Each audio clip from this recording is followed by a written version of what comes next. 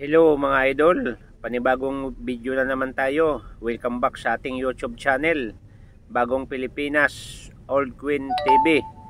So mga idol, kung ikaw ay baguhan pa lang sa aking YouTube channel, kayo po ay aking anyayahan mag-subscribe, mag-like at pakipindot ang notification bell para lagi tayong updated mga idol sa ating mga ginagawang video. So mga idol, pag-uusapan natin ang tungkol sa bariyang ito na ang bagong lipunan 1979 mga idol, no? So napakamahal na itong mga idol, itong coins na to, no? Republika ng Pilipinas. Ang makikita nyo mga idol, yung larawan, yan po yung kay Dr. ng ating bayaning Jose Rizal. Okay, so mga idol, pag-uusapan natin ngayon kung ilang piraso ba ang ginawa sa coins nito mga idol. So nag-start itong coins mga idol na ginawa noong 1975, 1976, 1977, 1978, 1979, 1980, 1981. Natapos siya mga idol noong 1982. So kompleto ako mga idol sa coins na yan. Meron akong 1975, 76, 77, 78, 79 at 80, 81 at saka 82 mga idol. So complete meron ako niyan mga idol. Pero ang pag-uusapan natin ngayon mga idol, itong 1979 dahil napakamahal na ang bariyang ito mga idol. Dahil ang mintage po niya mga idol, ligid siya kaalaman po ninyo, ang kanyang mintage ay 321,000 lang mga idol ang kanyang mintage, no? So grabe itong barya na to mga idol, no? Ang daming naghahanap nito mga idol, no? Mayroon ako nakita sa online mga idol na binibili ito mga idol ng 10,000 to 9,000, no? Mayroong nakikita ako doon mga idol 15,000 ang isa, Philippine money mga idol. So ibig sabihin mga idol, itong barya na to ay rare. Dahil hinahanap ito ngayon mga idol ng mga iba't ibang kolektor, no? Mayroon ako nakikita nito mga idol sa ibang bansa, no? Isang vlogger at isang coins collector mga idol sa ibang bansa ay mayroon siyang hawak na ganito. Kaya nga pinagmamalaki niya mga idol dahil itong coins na to ay maliit lang po ang kanyang bilang na mintage. Kasi hindi ito tumatakbo sa circulation mga idol dahil maraming nagtatago nitong uri ng coins mga idol.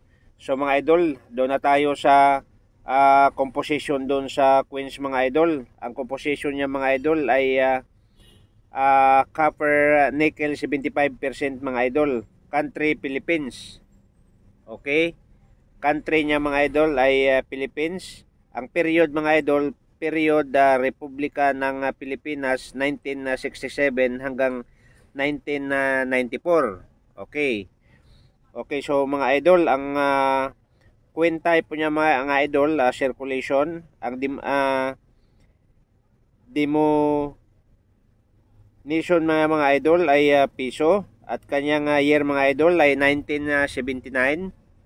Yan po yung ating date mga idol, no? Itong coins na to 1979. So ang kanyang timbang o bigat o weight mga idol ay 9.5 grams at ang kanyang diameter mga idol ay 29 mm, no? Ang thickness po niya mga idol ay 1.95 inches. So yan po ang ating barya ngayon mga idol. So ngayon mga idol, itong ating barya, itong 1979 1 piso rare, no? Kailangan mo lang mga idol ipa-certified mo sa NGC, no? MS65, no? MS64. So mayroong bibili niya mga idol ng mataas na halaga, mayroong bibili ng $47. At dito sa atin mga idol sa Pilipinas, ligid sa kalaman yung mga idol, mayroong bumili ng 2,644.76. Totoong presyo yan mga idol. At mayroong bibili ng 1,575.60. May bibili mga idol ng 1,125.43. May 1,519.33. May 2,138.32 mga idol.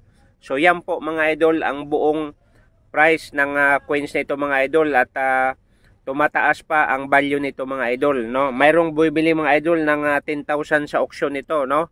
So grabe itong barya na ito mga idol, dahil mababa lang ang kanyang mintage, no? So 321,000 mga idol ang kanyang mintage. So ganun kababa po, no? Kaya nga maraming naghahanap sa 1979 1 piso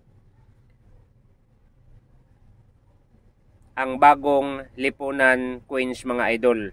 So yan po, no? So ulitin ko, sa lahat ng mga nag-subscribe at sa lahat ng mga nag-like at sa lahat ng mga nanood sa aking YouTube channel, maraming salamat sa inyong lahat. And sana wag kayong magsawa sa pagsuporta sa aking YouTube channel. Suportahan niyo mga idol ang ating lumang barya ng Pilipinas. I-like ninyo, i-share para makipagsabayan tayo mga idol sa mga iba't ibang internasyonal na pinagmamalaki po ang kanyang mga sintimo na mga barya, no? So ngayon mga idol, ulitin ko, shout out sa inyong lahat and maraming salamat and welcome. See you next video mga idol.